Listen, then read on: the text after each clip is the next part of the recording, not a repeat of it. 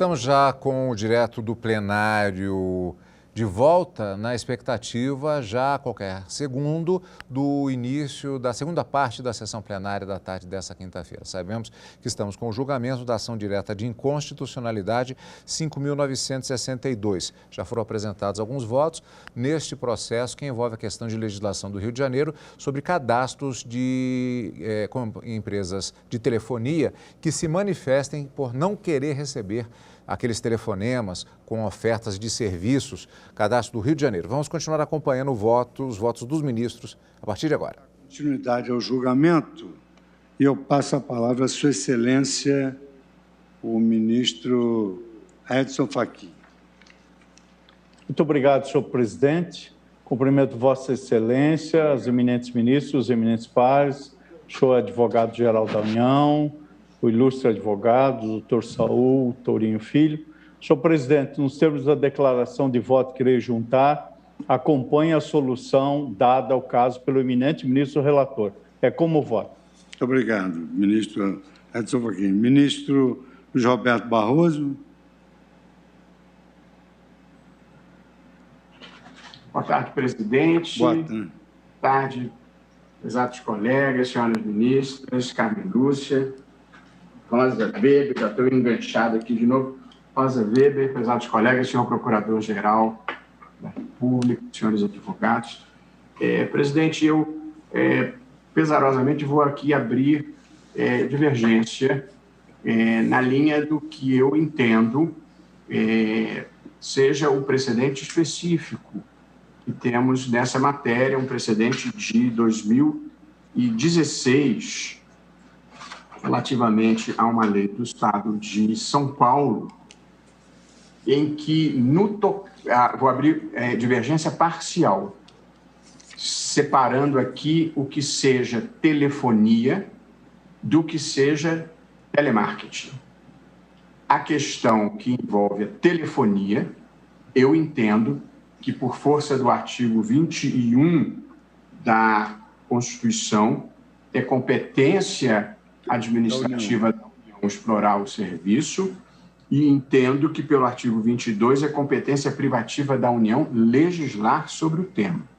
Portanto, o meu entendimento é que nessas questões, já tenho votado assim, a competência é federal e existe uma agência nacional que cuida dessa matéria e, inclusive, disciplina essa questão específica. De modo que, na parte em que se determina às empresas de telefonia a elaboração de um cadastro, eu estou seguindo o precedente que, salvo engano, foi citado pelo doutor Saul na tribuna, que foi um caso de minha relatoria mesmo na ADI 3959, decisão unânime do Supremo, em que se entendeu que a lei número tal do Estado de São Paulo, que obriga as companhias operadoras de telefonia fixa e móvel a constituírem cadastro especial de assinatura do serviço dos interessados do sistema de venda por meio de telemarketing era inconstitucional por violar a competência da União. De modo que eu mantenho esse ponto de vista, eu mesmo fui o relator naquele caso e foi uma decisão unânime. De modo que eu considero formalmente inconstitucional por invasão da competência da União a parte desta lei do Estado do Rio de Janeiro que trata dessa matéria. Porém, no que diz respeito ao telemarketing, e se fixar, seja em dias úteis, em horário determinado e com identificação da chamada, aí já não considero mais que seja um tema afeto a telecomunicações e as empresas propriamente ditas, mas há um meio específico de propaganda.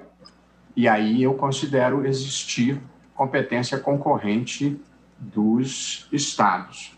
Portanto, presidente, com essas breves razões, até porque a questão já está posta, é saber se é uma matéria de consumidor que os estados possam atuar ou se é uma matéria de telecomunicação de competência da União.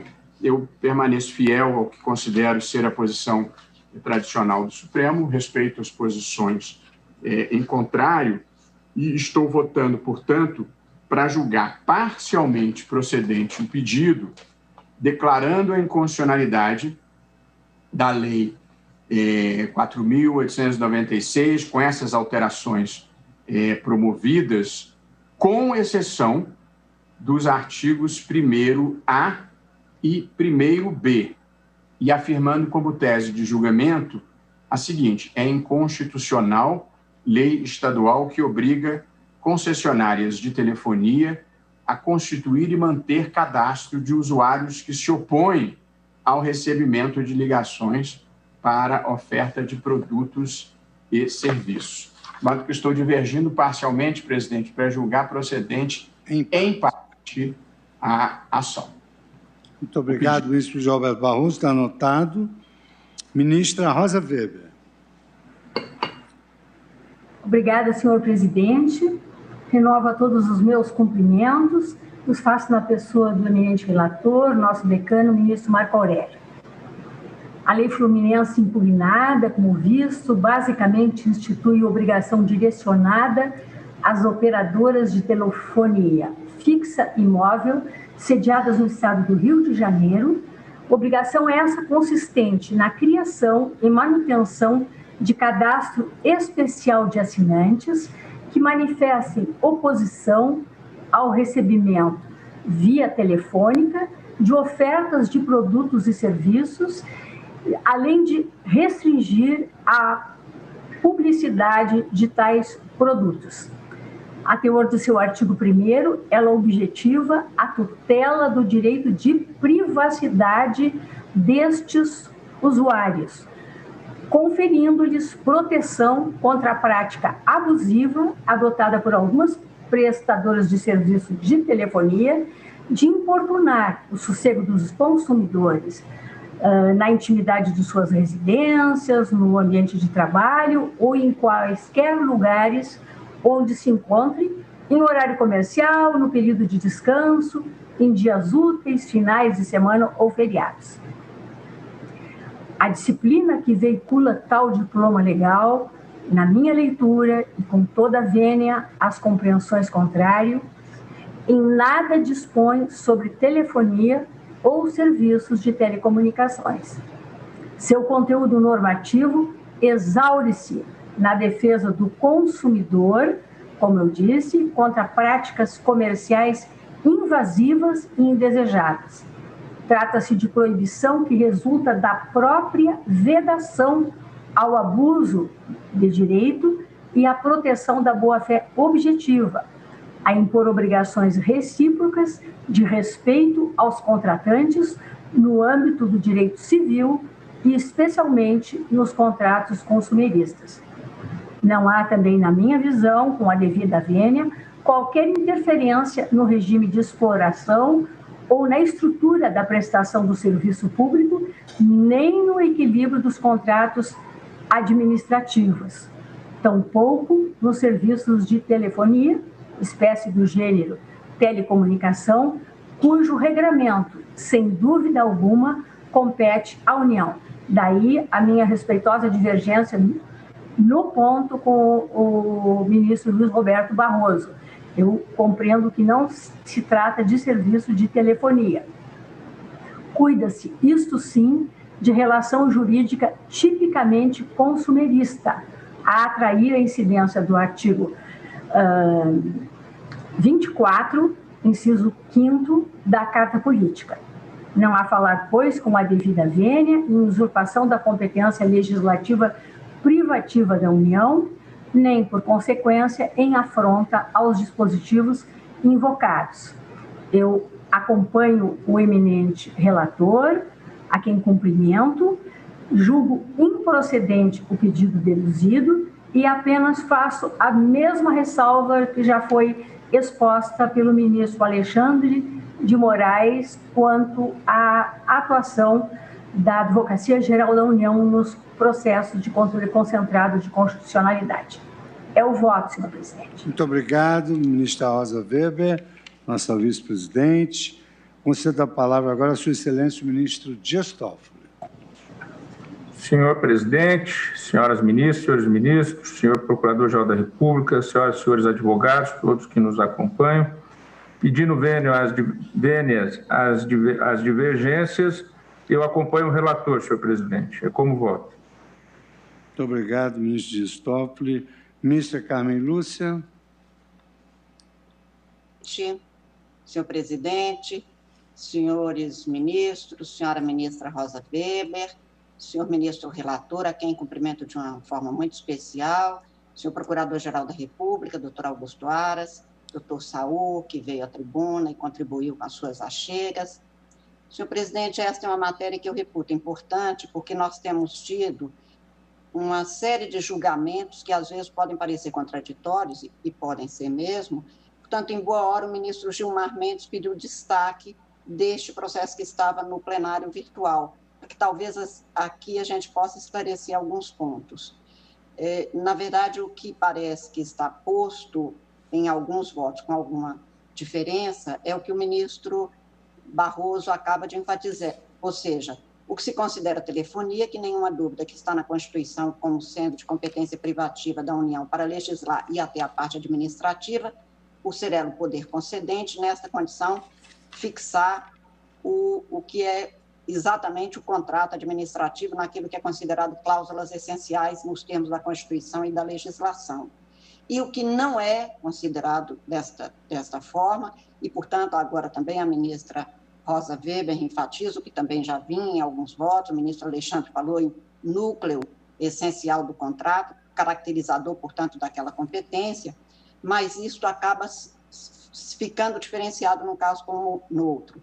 Eu, neste caso, senhor presidente, já tinha acompanhado o ministro relator num voto, quando ainda estava no plenário virtual, enfatizando no voto escrito, que também agora farei juntada, que fui relatora e muito recentemente, mesmo, portanto, após o julgamento da ação direta 3959, relatada pelo ministro Barroso, que também se referia a um cadastro, mas a um cadastro especial de assinantes que se manifestavam interessados em receber ofertas de produto, e este cadastro seria disponibilizado pela concessionária para empresas prestadoras de serviço de telemarketing. E este é o julgamento que foi unânime, que a que se refere agora o ministro Barroso, já tinha sido referenciado, por exemplo, pelo doutor Saul na sua sustentação oral. Fui relatora, senhor presidente, em 2020, de 2 ações que tratavam deste tema, do tema relativo à possibilidade ou não de se verificar uma inconstitucionalidade formal em leis estaduais. No mês de abril do ano passado, na ação direta 6068 de Santa Catarina, e votei no sentido de julgar que havia a invasão de competência da União, porque aquela lei catarinense proibia as concessionárias de telecomunicações de comercializar serviços de valor adicionado. E aí, neste caso, impunha-se um dever que acrescentava um dado ao contrato esse firmado entre o poder concedente e a concessionária. E, no mês de novembro, relatei o caso de uma lei baiana, na ação direta 6326, que proibia as concessionárias de limitar o tempo para utilização de créditos de telefones pré-pagos. Ou seja, neste caso, nós tínhamos no contrato uma cláusula que interferia diretamente, até mesmo no equilíbrio que era sustentado segundo o que estava posto no contrato de concessão. Nestes casos, entendi como sendo as normas tratando diretamente do que é isto que o ministro Alexandre nomeou como núcleo das cláusulas contratuais e, portanto, de competência mesmo da União, tanto para legislar quanto para contratar e administrar. Este caso que hoje se põe me faz votar acompanhando o ministro relator com as vênias do ministro Barroso no ponto em que diverge, porque o que se estabelece aqui é o não perturbe, voltado, portanto, ao usuário do serviço, que é exatamente equiparado ao consumidor para os fins de esclarecer quais os direitos são listados nessa sua condição. A despeito de um usuário do serviço, a própria Constituição e a lei faz um equilíbrio entre direitos do usuário do serviço e do consumidor das atividades econômicas.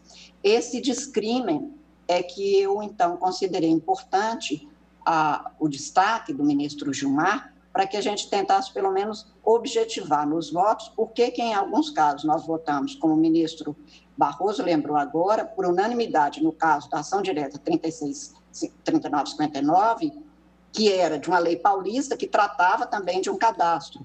Mas, nos termos do artigo 2º daquela lei, o que se tinha era a obrigatoriedade de fazer esse cadastro para que fosse disponibilizado para empresas de telemarketing por usuários daquele serviço. Neste caso, o que se tem é um outro tipo, quase que de aviso do usuário, de que ele não quer ser incomodado dentro da cláusula do não perturbe, que é inerente a toda pessoa que se vale de um serviço ou de uma atividade econômica. Por essas razões, senhor presidente, em que pese considerar haver uma dificuldade que é preciso que a gente objetive cada vez mais, e mais uma vez, saudando o voto do ministro relator e achando que é da maior importância o destaque que foi dado pelo ministro Gilmar Mendes, para que a gente tentasse chegar a uma clareza dessas situações que não são fáceis, porque as leis são, às vezes, distintas, e aí, num caso, atinge a atividade de telefonia, e no outro, uma atividade de telemarketing, como foi lembrado agora pelo ministro Barroso. Eu, neste caso específico, por essas razões que considero como sendo objetivados do discrimen que faço, eu estou com as vênias do ministro Barroso, que até aqui divergiu em parte, pedindo vênia, mas acompanhando o ministro relator. É como voto, senhor presidente, acentuando que farei juntada de voto e, mais uma vez, cumprimentando o relator e o ministro Gilmar, que pediu o destaque, e com isso deu oportunidade para que a gente tente chegar a uma clareza maior deste caso. Concedo a palavra agora a sua excelência ministro Ricardo Lewandowski para o voto. Cumprimento todos os presentes na pessoa de Vossa Excelência, senhor presidente. Obrigado. Passo ao meu voto, aliás, um resumo do meu voto. Eu vou pedir vênia ao bem lançado voto do eminente ministro Luiz Roberto Barroso para discordar de Sua Excelência e acompanhar integralmente o voto do eminente relator, ministro Marco Aurélio. E o faço rapidamente, brevemente, pelas seguintes razões. Em primeiro lugar, entendo que não é o caso da competência privativa da União para legislar em matéria de telecomunicações, que se insere no artigo 22, inciso 4º da Carta Magna. E para chegar a essa conclusão, senhor presidente, eu me valho do artigo 60, parágrafo 1º da Lei 9.472, de 1997, que é a Lei de Telecomunicações, que define exatamente o que é telecomunicações, ou o que são telecomunicações. Então, diz esse parágrafo 1º do artigo 60, telecomunicação é a transmissão, emissão ou recepção por fio, radioeletricidade, meios ópticos ou qualquer outro processo eletromagnético de símbolos, caracteres, sinais, escritos, imagens, sons ou informações de qualquer natureza. Se nós compararmos este dispositivo da Lei de Telecomunicações com os dispositivos impugnados da lei carioca, nós vamos verificar com muita facilidade que essa lei do Rio de Janeiro não trata absolutamente de telecomunicações. E eu trago também a colação, dentre outros precedentes da Corte, a ADI, a Ação Direta de Inconstitucionalidade 6087 do Amazonas, de relatoria exatamente do ministro Marco Aurélio, que também foi relator naquela sentada de caso, a meu ver, praticamente idêntico. E a ementa, em brevíssimo resumo, também diz o seguinte: ausente a instituição de obrigações relacionadas à execução contratual da concessão de serviço de telecomunicações, surge, na linguagem típica do ministro Marco Aurélio, surge constitucional norma estadual a vedar realizações de cobranças e vendas de produtos via telefone fora do horário comercial nos dias de semana, feriados e finais de semana, ante a competência concorrente dos estados para legislar sobre proteção aos consumidores, artigo 24, inciso 5 da Constituição Federal, precedente do plenário, ele cita um precedente, ação direta de inconstitucionalidade 5745, julgada em data recente, mais precisamente 7 de fevereiro de 2019. Então, senhor presidente, em resumo, por estas brevíssimas razões, eu acompanho integralmente e parabenizo o eminente relator, ministro Marco Aurélio, sobretudo pela preocupação cada vez mais necessária de proteger o consumidor, sabidamente um hipossuficiente na relação contratual que se faz com os fornecedores de bens e serviços. É como voto, senhor presidente. Muito obrigado, ministro Ricardo Lewandowski. Conceda a palavra agora à sua excelência, o ministro Gilmar Mendes, que pediu destaque. Não? Vossa excelência tem a palavra, ministro Gilmar. Presidente, pedindo todas as vênias ao eminente ministro relator e àqueles que o acompanham, eu vou me aliar à divergência. O relator, ministro Marco Aurélio, julgou a demanda improcedente por entender que a edição da norma decorreria do exercício de competência legislativa concorrente da União, dos Estados e do Distrito Federal para dispor sobre a proteção do consumidor. É uma velha questão que tem sido renovada neste plenário. E, infelizmente, nós temos produzido, gostemos ou não, contradições. 24º e 8º da Constituição. Cita ainda a existência de precedente deste plenário, notadamente na ação direta de inconstitucionalidade 5745, que julgou improcedente pedido de declaração de inconstitucionalidade de legislação estadual que impôs a obrigação de informar o consumidor acerca da identidade de funcionários que prestam serviço de telecomunicações e internet em sua residência ou sede.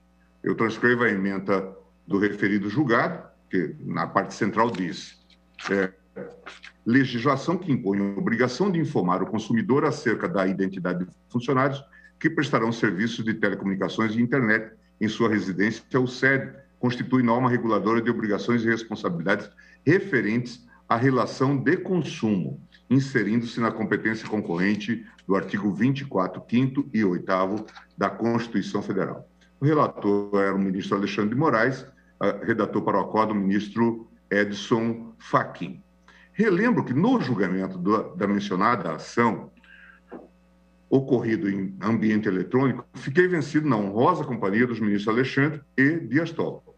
Entendi que compete privativamente à União legislar sobre telecomunicações nos termos do artigo 22, 4 da Constituição, justamente porque a regulamentação do assunto carece de disciplina geral e uniforme em âmbito nacional.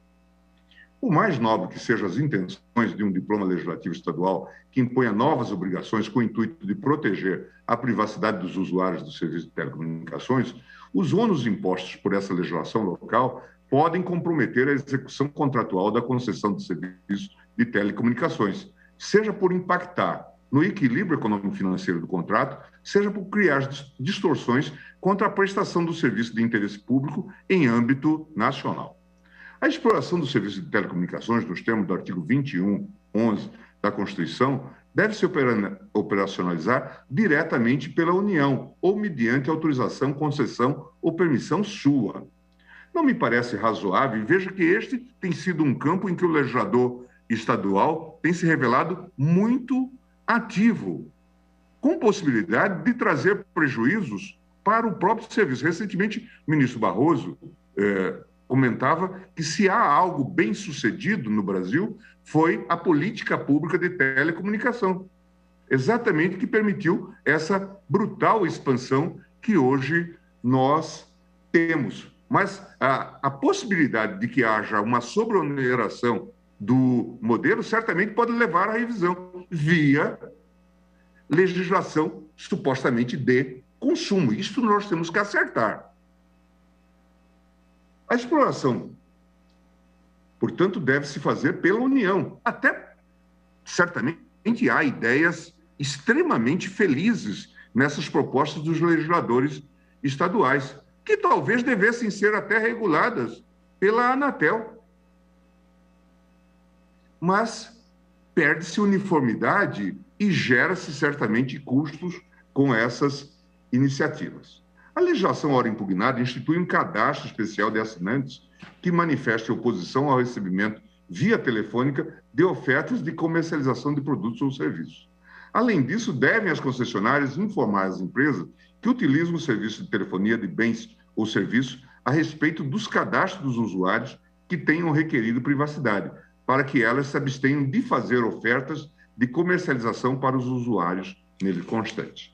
Nessa conjuntura, ao determinar a concessionária de serviços de telecomunicações a obrigatoriedade de criação de cadastro especial de assinantes que expressem oposição ao recebimento de ofertas de produtos ou serviços, artigo 1º, fixando prazo para cumprimento de obrigação, artigo 3º, sob pena de multa, entendo que a legislação fluminense invadiu ostensivamente, com todas as vênias, a competência legislativa privativa da União para dispor sobre o tema. Cito remansosa jurisprudência desta Corte nesse sentido.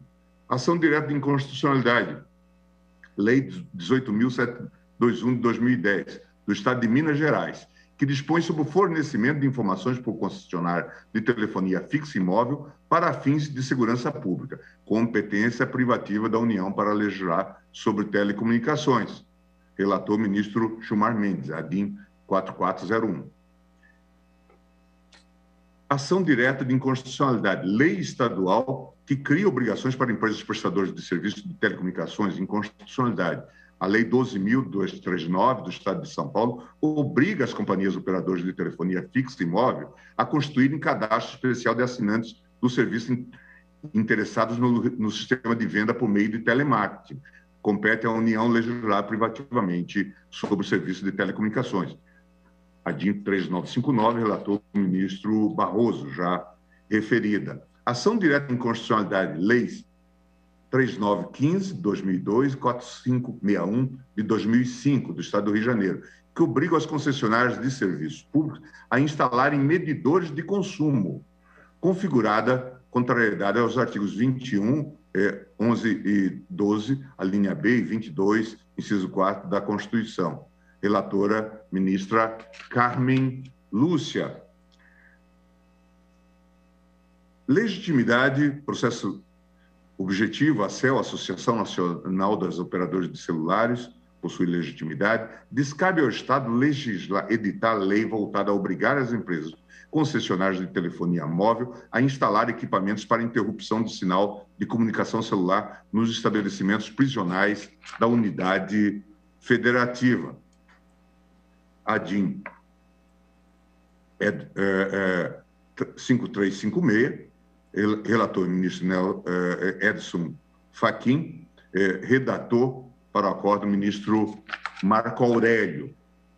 Ação direta de inconstitucionalidade, Lei Estadual 13.189, Estado da Bahia, matéria de competência legislativa privativa da União. Norma que cria obrigação não prevista nos contratos de concessão celebrados entre a União e as concessionárias de serviço de telefonia móvel. Violação do artigo 22, inciso 4 da Constituição Federal.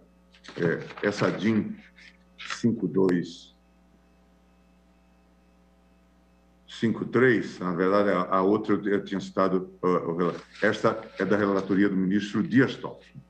Então, eu digo o seguinte, presidente, para concluir. No que diz respeito aos artigos 1º A e 1º B da Lei Fluminense, acrescidos pela Lei 7853 de 2018, os quais estabelecem horário em que as empresas podem ofertar produtos e serviços por meio eletrônico, telemarketing, bem como vedam a utilização de número privativo para tal desiderato, não visualizo ofensa à Constituição Federal. Os dispositivos não impõem obrigações a prestadoras de serviços de telecomunicações, pois dirigem-se a empresas que se utilizem dos mencionados serviços para oferecimento de produtos e serviços. Portanto, estamos falando de relação de consumo, se assim quiserem. Assim, essa regulamentação se insere no âmbito da competência concorrente estadual para legislar sobre proteção do consumidor, artigo 24, 5º e 8º da Constituição. Por isso, estou julgando parcialmente procedente o pedido formulado para declarar a inconstitucionalidade dos artigos 1º, 3º e 4º da Lei 4896 do Estado do Rio de Janeiro, na redação dada pelas leis 7853 de 2018, 7.885 de 2018. É como voto, presidente.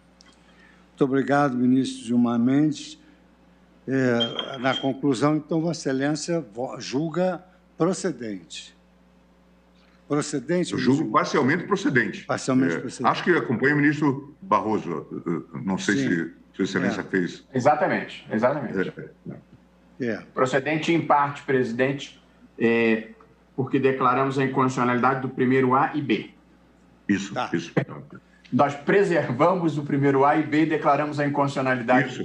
Isso. Primeiro A e primeiro B estamos preservando. Eu verifico que eu, eventualmente, abriria uma terceira divergência com base na DI 5610, que é da minha relatoria. Mas eu noto que, realmente, nós produzimos decisões contraditórias aqui, há várias menções a diversos acordos num sentido contrário. Então, eu entendo que, para garantir a segurança jurídica, uma palavra coesa da Corte, eu vou aderir ao voto do eminente relator, para nós pacificarmos. Porque, a semelhança do que o ministro Gilmar mencionou, já há essa providência determinada pela Anatel nesse programa que eles chamam de o portal Não Me Perturbe, da iniciativa da Anatel. E, na verdade, essa norma estadual ela é uma norma de repetição, não é? Nem é de repetição necessária, mas é uma norma de repetição.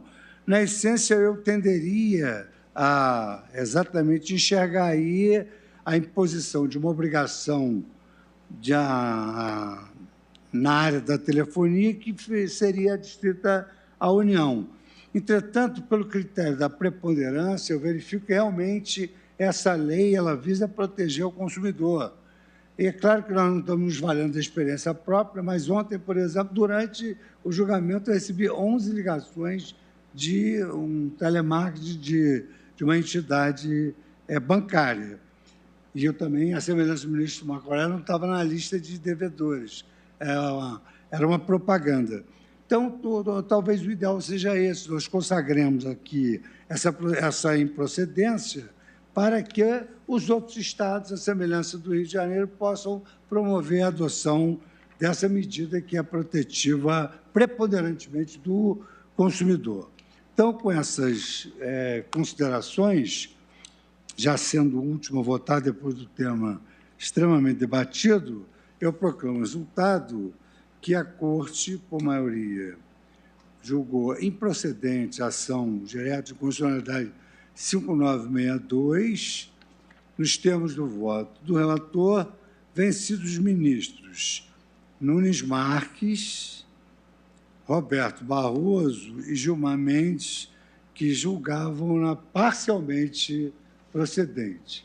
Esse é o resultado. Presidente, por gentileza, desculpe, eu não tenho procuração para interceder em nome do ministro Cássio, mas a impressão que eu tive é que ele foi parcialmente vencido, porque ele apenas se insurgia contra considerava inconstitucional um dos dispositivos da lei carioca, mas no mais... vencido em menor extensão, né? Isso, perfeitamente. Minimamente. Vencido em menor extensão, mas foi vencido. Dissentir minimamente, porque... Exatamente. Obrigado, ministro Lewandowski. Então, para ficar bastante fidedigno o resultado, vencidos os ministros Nunes Marques em menor extensão e os ministros Luiz Roberto Barroso e Gilmar Mendes em maior extensão. Vamos. Temos aqui a ação rescisória 2297 do ministro Luiz Edson Fachin, revisor ministro Alexandre de Moraes. Autor é a União Federal e aqui há pedido de sustentação oral pela União, doutora Luciana Miranda Moreira, pela RE, Nutriar Alimentos Limitada, doutor Jorge Otávio Lavocá Galvão. Então, eu concedo a palavra a Sua Excelência, o ministro Edson Fachin, para o relatório. Presidente, ministro Fachin, se me permite, eu gostaria de declarar suspeição nesse caso, presidente, por favor. Anotada, pois não. Obrigado. Pois não, presidente. Passo ao relatório da ação rescisória 2297. Trata-se de ação proposta pela União, como Vossa Excelência vem de anunciar no pregão, contra Nutriar Alimentos, com vistas a rescindir acórdão proferido nos autos do recurso ordinário 350.446, com trânsito em julgado em 18 de outubro de 2010. Na origem, cuidou-se de ação de mandado de segurança impetrado pela ré, com o fim de assegurar o direito de creditar-se do IPI referente às aquisições de insumo e matérias-primas isentos ou tributados à alíquota zero. Em juízo de primeiro grau, a segurança foi concedida, a apelação respectiva interposta não foi provida e o recurso extraordinário restou não conhecido. Manejados embargos declaratórios, 2, aliás, foram ambos rejeitados sob a relatoria do eminente ministro Marco Aurélio, julgamento publicado em 28 de agosto de 2009. Inconformada, a autora propôs a rescisória com fundamento no inciso 5º 485, então, do Código de Processo Civil, sustentando a afronta ao inciso 2º, parágrafo 3º do artigo 153 da Constituição e também desconformidade do julgado rescindendo com a jurisprudência mais recente do Supremo Tribunal Federal em alguns recursos extraordinários mencionados, dentre eles 353.657, 370.682 e 566.816. Veio aos autos a respectiva contestação. A Procuradoria-Geral da República opinou pela procedência da rescisória. Em 29 de julho de 2015, julguei procedente a ação rescisória, sendo que, em face dessa decisão, foi interposto agravo regimental e, em nova manifestação, a Procuradoria opinou pela anulação do julgamento monocrático, sendo que tornei sem efeito, em atendimento a este parecer, tornei sem efeito a decisão monocrática anterior, com prejuízo do agravo regimental, determinei o seguimento da apresentação, que agora vem ao plenário para o devido exame, e creio que esta síntese é suficiente para aurirmos as sustentações orais. O novel código não repetiu a figura do revisor na ação rescisória, né? De sorte que eu não sei como está, confesso que não me lembro se o nosso regimento ainda consagra, não é? Presidente, o nosso regimento prevê, presidente. Prevê. Então, com a palavra, o ministro Alexandre está de acordo com o relatório? Absolutamente de acordo com o relatório do eminente relator. Então, passo então a palavra para a doutora Luciana Miranda Moreira, que falará em nome da União.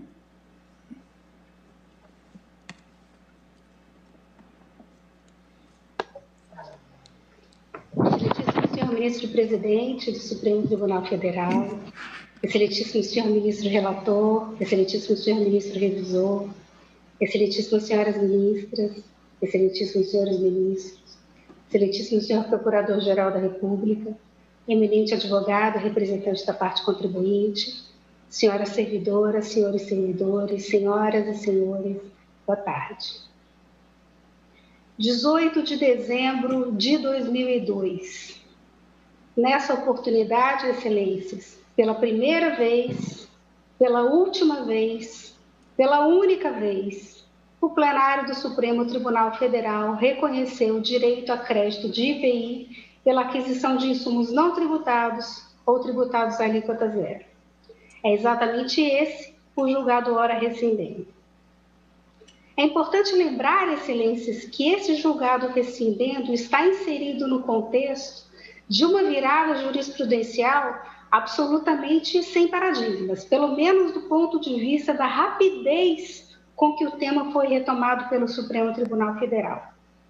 é que o julgamento foi finalizado em 18 de dezembro de 2002 e já em 25 de fevereiro de 2003, 2 meses depois, considerado ainda o período do recesso, nós tivemos uma deliberação da primeira turma no sentido de reafetar a discussão ao plenário do tribunal.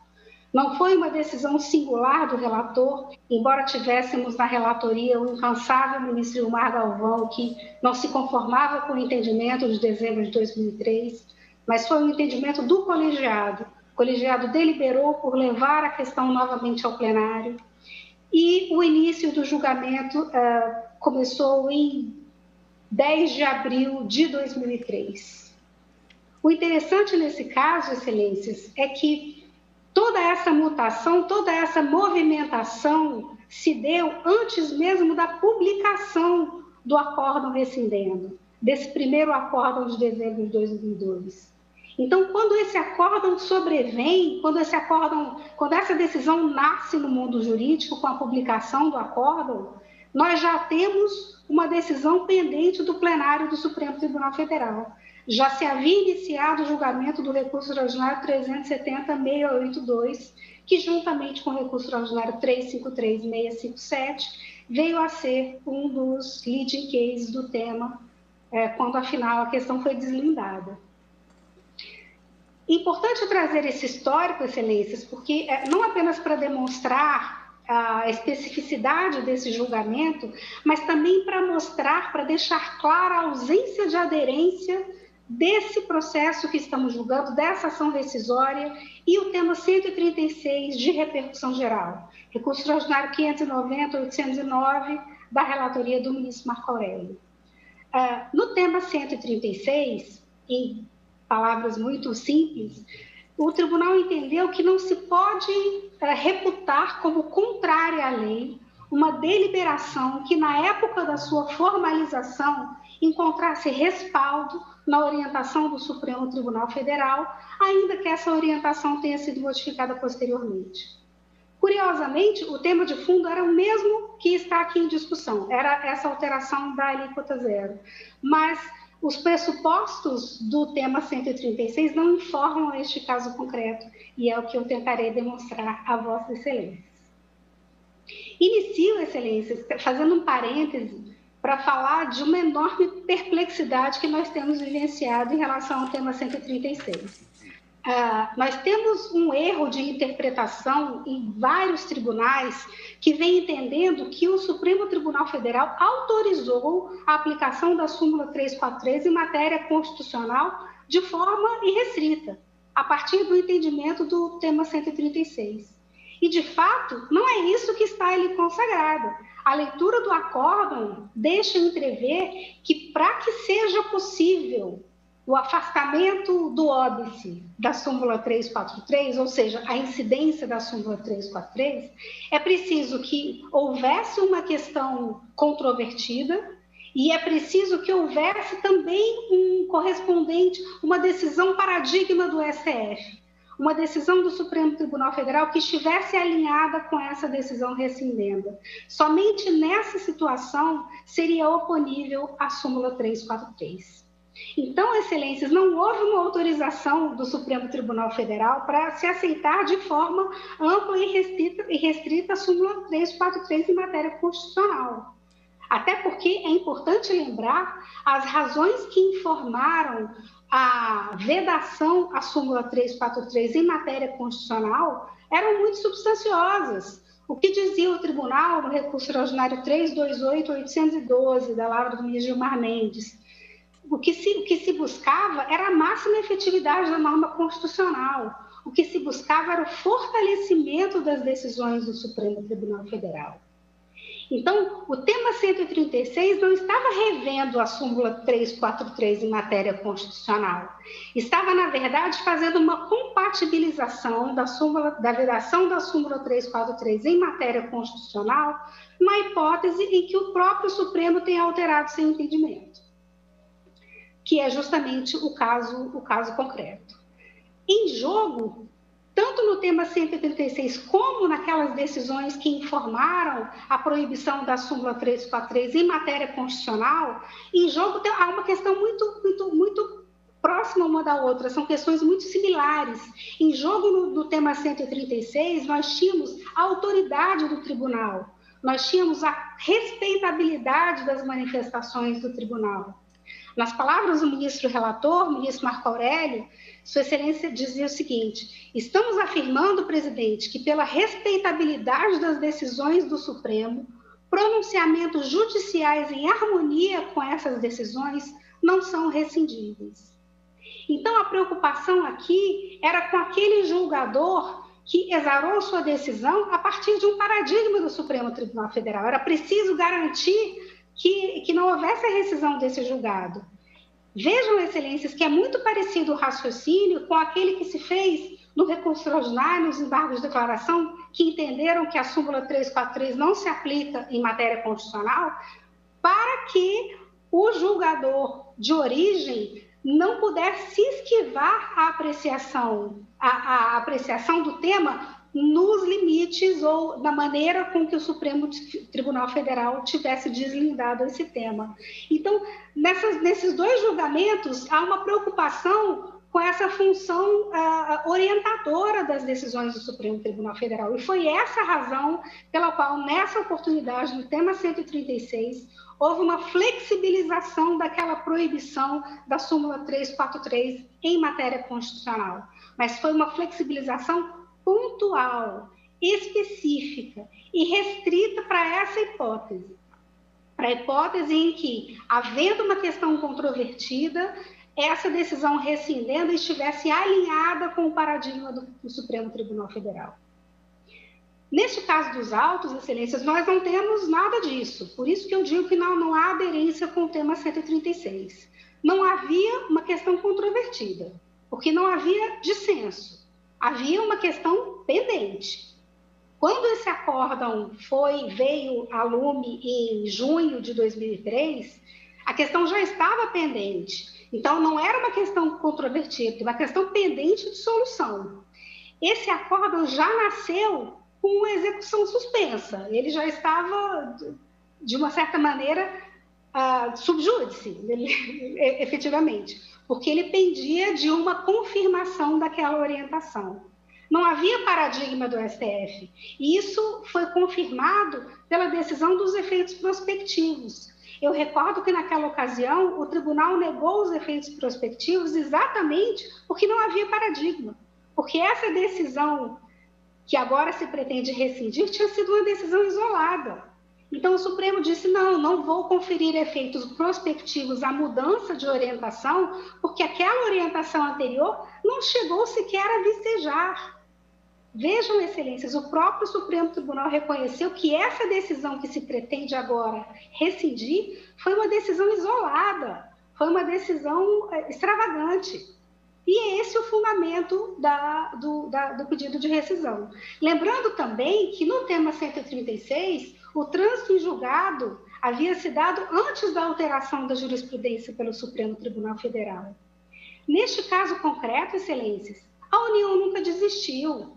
A União manejou os primeiros embargos, a União manejou os segundos embargos, e esse processo somente transitou em julgado em outubro de 2010. Lembrando que a questão havia sido decidida em 2007. Então, muito depois de efetivamente deliberado o tema. Havia uma necessidade de adequação desse julgado à orientação do Supremo Tribunal Federal. Mas, se essa adequação não ocorreu, é imperioso que se permita que se maneje a rescisória. Eu faço aqui uma ponderação, excelências, porque entendo que a questão essa questão não estava no tema 136. A súmula 343, a possibilidade de aplicação em matéria constitucional, seria possível também em julgados do Supremo Tribunal Federal? Porque é importante lembrar, excelências, que quando se julgou que o tema 343 não poderia incidir em tema constitucional, se falava exatamente da força normativa da Constituição. E se cabe ao STF a palavra final em matéria constitucional, Se cabe ao STF zelar pela força normativa da Constituição, será que é possível que o STF deixe de rescindir os seus julgados a partir da súmula 343? É a questão que eu coloco à reflexão de Vossas Excelências. Mas já sugiro que esse caminho é perigoso.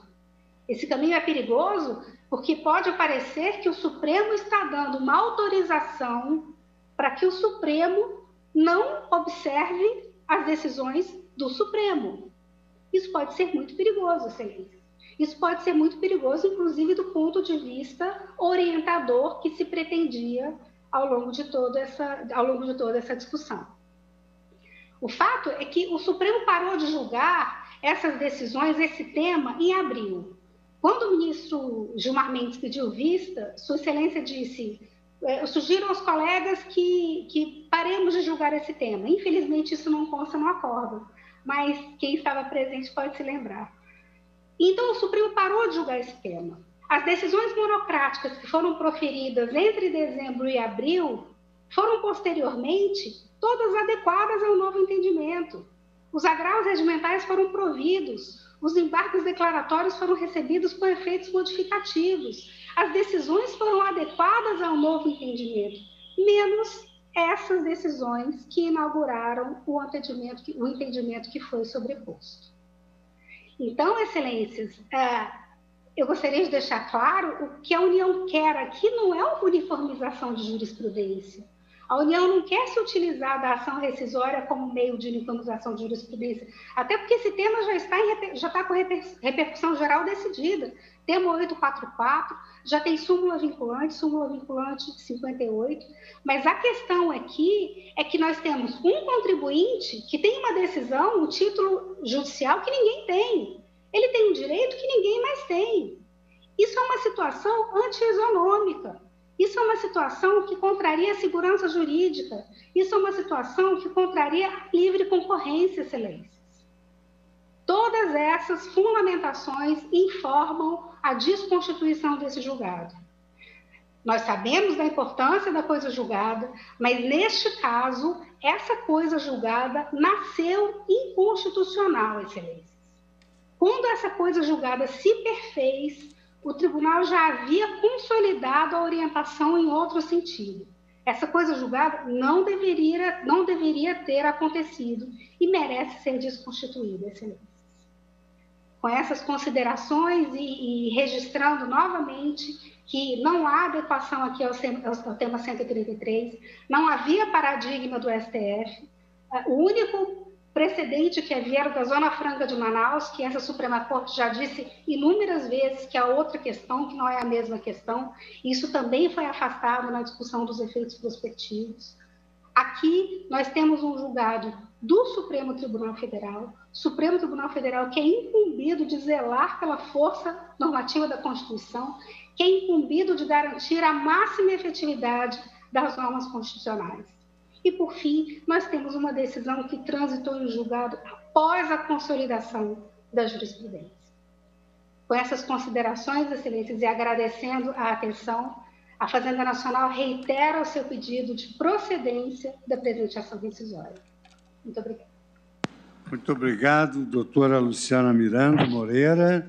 Agora falará pela Rea Nutriara Alimentos Limitada, o doutor Jorge Otávio Lavocar Galvão.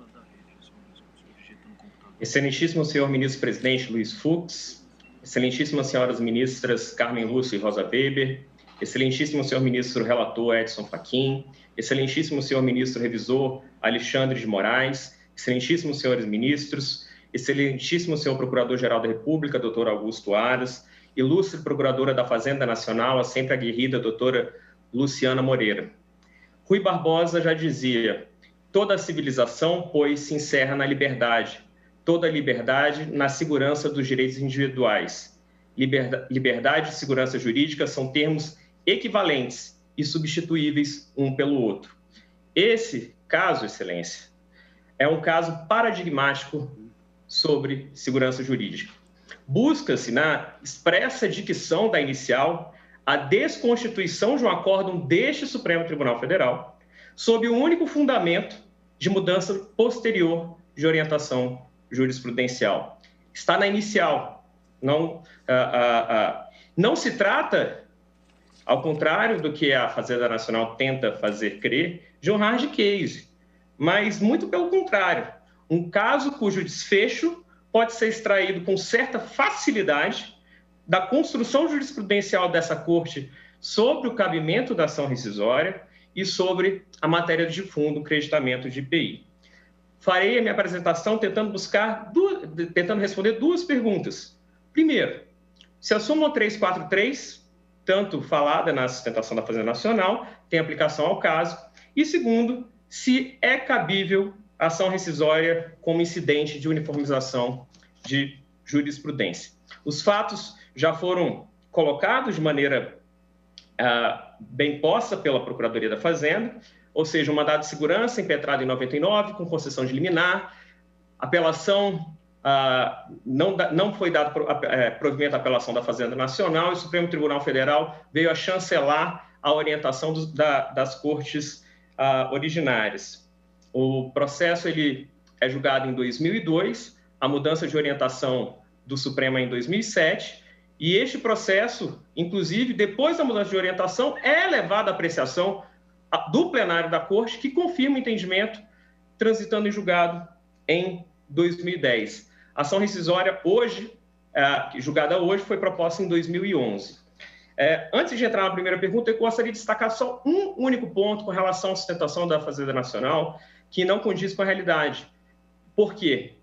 Diz que há um título que seria vantajoso à empresa ré, o que não é verdadeiro, porque hoje a alíquota de IPI para a nutriara, para a ração de animais, é de 10%. Então, não há que se falar mais em creditamento à alíquota zero. Isso já ficou no passado. Há muitos anos, há mais de década, já existe tributação em cima desse ramo industrial, de maneira que não há mais creditamento de alíquota zero. Então, essa preocupação da Fazenda Nacional, a gente já afasta de plano.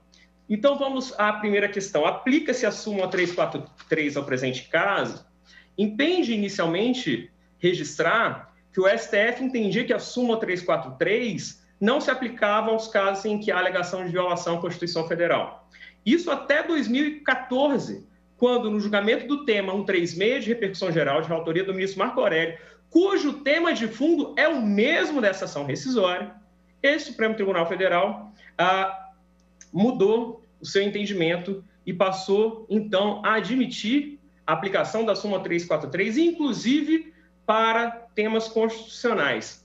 Registro que há, por parte do ministro Gilmar Mendes, uma resistência quanto a essa orientação de maneira generalizada. Mas, com relação ao tema ora em debate, o próprio ministro Gilmar Mendes, já em voto proferido, mencionou que seria o caso de aplicação de súmula 343. Refiro-me ao voto na ação rescisória 2572. Abre aspas, diz o ministro Gilmar Mendes. Entendo que é cabível a ação rescisória fundada em violação literal ao dispositivo de lei, quando a decisão rescindenda tiver se baseado em interpretação constitucional frontalmente contrária à própria Constituição. Ocorre que no julgamento do RE 590.809, que é o tema de repercussão geral 136, tal julgado teve como pano de fundo a existência de divergência de entendimento interna no próprio Supremo Tribunal Federal, de modo a manter o aresto transitado em julgado quando a jurisprudência do Pretório Celso era vacilante. Ou seja, o próprio ministro Gilmar Mendes, que em alguns votos tem resistido ao tema 136 de maneira generalizada, com relação à matéria de fundo, já admitiu que é o caso, sim, de aplicação da súmula 343. E aqui, excelências, eu trago, apenas para responder à pergunta da nobre procuradora, se a súmula 343 seria aplicável aos casos de rescisão de acordo do próprio Supremo Tribunal Federal, inúmeros precedentes deste Supremo Tribunal Federal. Cito apenas, por cautela, a ação rescisória 2341, de autoria do ministro Lewandowski, a ação rescisória 2572, de autoria do ministro Dias Toffoli, a ação rescisória 1415, de autoria do ministro Luiz Fux, Mais recentemente, ação rescisória 2424, relatoria da ministra Carmen Lúcia, ação rescisória 1956, relatoria da ministra Rosa Weber. Sim, o Supremo Tribunal Federal tem aplicado a súmula 343, inclusive com relação à rescisão dos seus próprios julgados. Eu vou citar aqui expressamente a dicção do acordo da ministra Rosa Weber, num trecho que é de extrema importância para esse caso, inclusive com relação ao que foi dito da tribuna pela Fazenda Nacional, que o presente caso teria transitado julgado após a virada de jurisprudência. Abre aspas para a ação rescisória 1956 em sua ementa. Ministra Rosa Weber. Irrelevante o lapso temporal mais ou menos extenso decorrido entre o julgamento e virada jurisprudencial no âmbito da Suprema Corte. Desimportante também se entre a data do julgamento e a publicação do acórdão houve a virada jurisprudencial. Por óbvio, o acórdão publicado apenas reflete o julgamento já realizado. Esse acórdão aplica-se como luva ao presente caso. E passo à segunda questão, porque, de fato, ela é relevante. A segunda questão é: a ação rescisória serve como sucedâneo de uniformização de jurisprudência? E essa questão ela é relevante, ministra Carmen Lúcia. Por quê? Porque o novo CPC ele prevê a chamada, pela doutrina, de rescisória supertrunfo, lá no artigo 535, parágrafos 5º e 8º, autorizando a rescisão do julgado caso posteriormente venha a ter uma mudança de orientação jurisprudencial constitucional por parte do Supremo Tribunal Federal. Ocorre que o presente caso foi ajuizado antes da constituição da comissão que criou um novo CPC. Esse caso, indubitavelmente, aplica o CPC de 73. E isso não porque eu acho que assim deva ser, porque o próprio CPC de 2015, nas normas de transição, lá no artigo 1057, dispõe: o disposto no artigo 525, parágrafo 5º e 8º, aplica-se às decisões transitadas em julgado após a entrada em vigor desse Código. Então, ainda sabemos que a questão da ação rescisória supertrunfo ainda está sob julgamento dessa Suprema Corte, sobre sua constitucionalidade. Há um voto, há um pedido de vista do ministro Gilmar Mendes, mas com relação ao presente caso, não há dúvida. Aplica-se o Código de 73, que não previa ação rescisória como mecanismo de uniformização de jurisprudência. E eu cito aqui o saudoso ministro Teori Zavascki, ao comentar na ação rescisória 2370, ao comentar o tema de repercussão geral 136, em que deixou claro qual foi a intenção deste Supremo Tribunal Federal no julgamento daquela repercussão geral. Abre aspas. O que o tribunal decidiu foi outra questão. Ante a controvérsia enunciada no acórdão que reconheceu a repercussão geral da matéria, a respeito da possibilidade ou não da rescisão de julgado fundamentado em corrente jurisprudencial majoritária existente à época da formalização do acórdão recidendo, em razão de entendimento posteriormente firmado pelo Supremo, a Corte, por maioria, respondeu negativamente.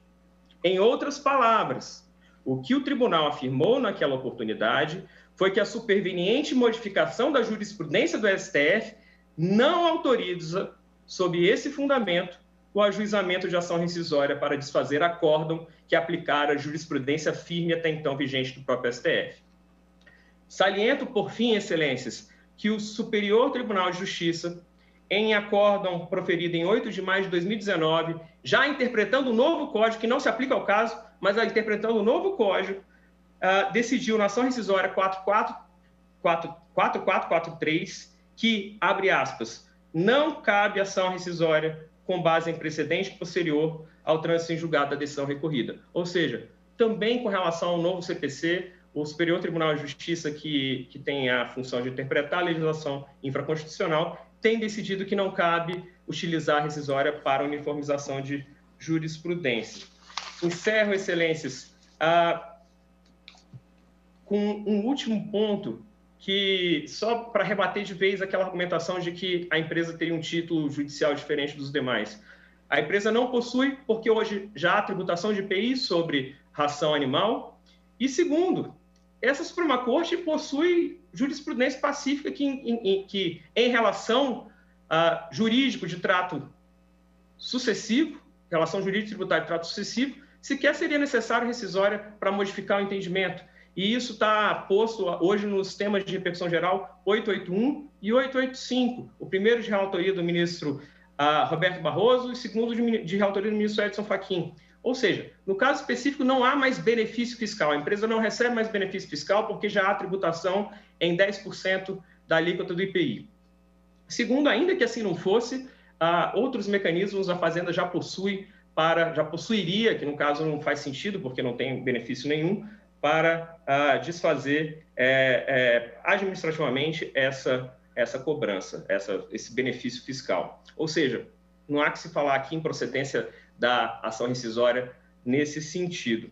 Conclui-se assim, Excelência, primeiro, que a súmula 343 tem aplicação ao caso, inclusive com voto do ministro Gilmar Mendes, nesse sentido, com relação a essa matéria, que é o ministro que tem mais resistência à aplicação do 136.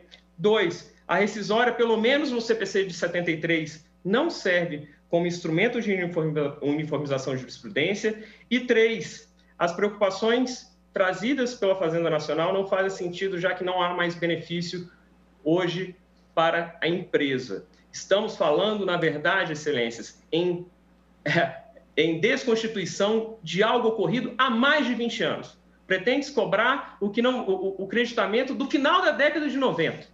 Estamos falando de fatos ocorridos há 22 anos atrás. E não há motivos, não há violação, não há técnica processual que enseje o provimento dessa ação rescisória. Termino com a frase do economista Frederic Bastiat: não esperar senão duas coisas do Estado, liberdade e segurança, e ter bem claro que se poderia pedir mais uma terceira coisa, não se poderia pedir uma terceira coisa, sob o risco de perder as outras duas. Julgar procedente essa ação rescisória seria uma agressão à liberdade e à segurança jurídica do particular, que confiou na autoridade da decisão dessa Suprema Corte por mais de 22 anos, para então desfazer e cobrar o creditamento ocorrido no final da década de 90, o que não faz o menor sentido do ponto de vista jurídico ou do ponto de vista da justiça. Por esses motivos, requer-se e espera que a ação rescisória seja julgada improcedente. Muito obrigado, Excelência. Muito obrigado, doutor Jorge Otávio Lavocá Galvão. Senhores ministros, chegamos ao horário regimental e, evidentemente, que é muito mais rentável que nós façamos uma votação contínua, com o voto do ministro Fachin, seguido dos demais ministros. Então, eu vou realocar essa fala do ministro Luiz Edson Fachin para o primeiro processo de quarta-feira que vem, porque é o voto do relator, e, além disso, vou acrescentar também, além de outros processos, esse RE que cuida da ação civil pública e a competência territorial à luz do artigo 16, que é uma matéria bem controversa.